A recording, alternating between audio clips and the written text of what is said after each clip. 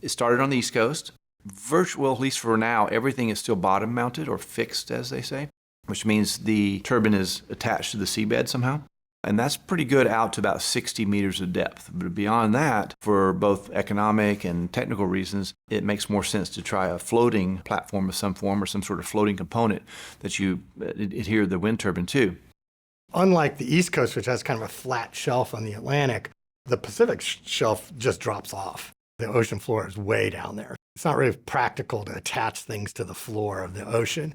And so they put floating offshore wind platforms out there, and there will be a big wind turbines, and they'll gather the cables up and bring that back to land and put it into the transmission system. It's pretty nascent technology, but it's something that has an enormous amount of potential. I think one challenge is there isn't the same level of experience. We have tens of thousands of megawatts of fixed foundation offshore wind. The volume of floating offshore wind is in the several hundred megawatts. Advancing nascent technologies, like floating offshore wind, requires real-world experience and experimental research.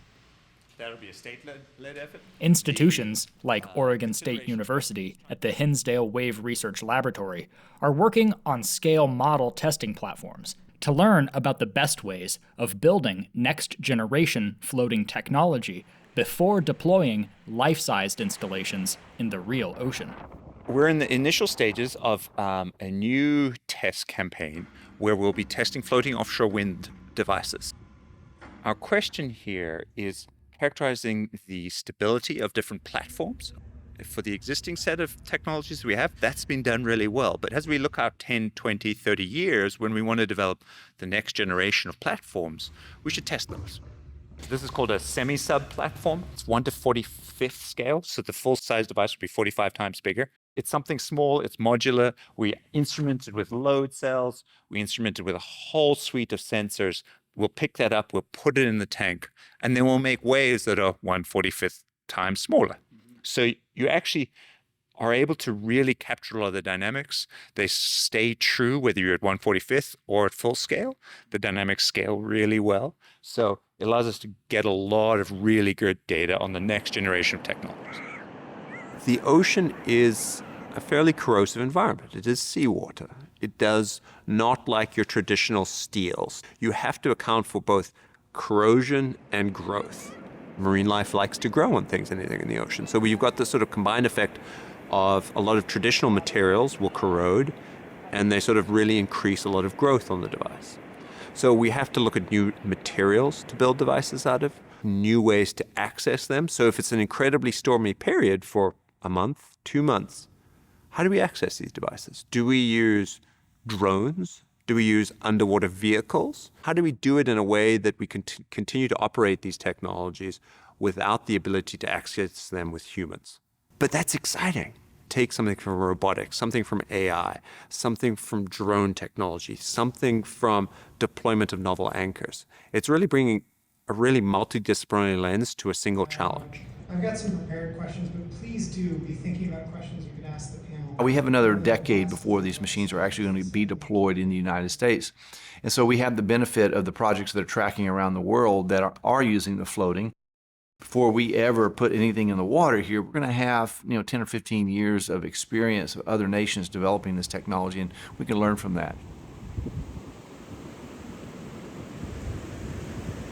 Turbines that we're using at sea, both in the fixed as well as in the floating, are getting ever larger. If you drive through the gorge and you see the wind turbines there on the hillsides, most of those are less than 3 megawatts. 3 historically has been about as big as you see on land. And that's a function of moving the components down the road or getting the crane up the side of the hill. So, there are limitations, transportation limitations.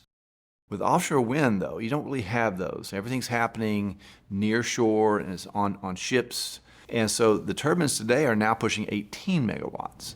The bigger the turbine, the larger the windswept area. And that, of course, computes how much energy is produced from the wind turbine. And one of the beauties of this is that the bigger the turbine, essentially the lower the cut-in speed, that's the lowest speed the thing will spin, and the higher the cut-out speed, that's the maximum speed you want it to spin for precautionary reasons. You don't want it to spin too quickly. And so that broader range of viable wind speeds creates a broader range of functioning for the wind turbine.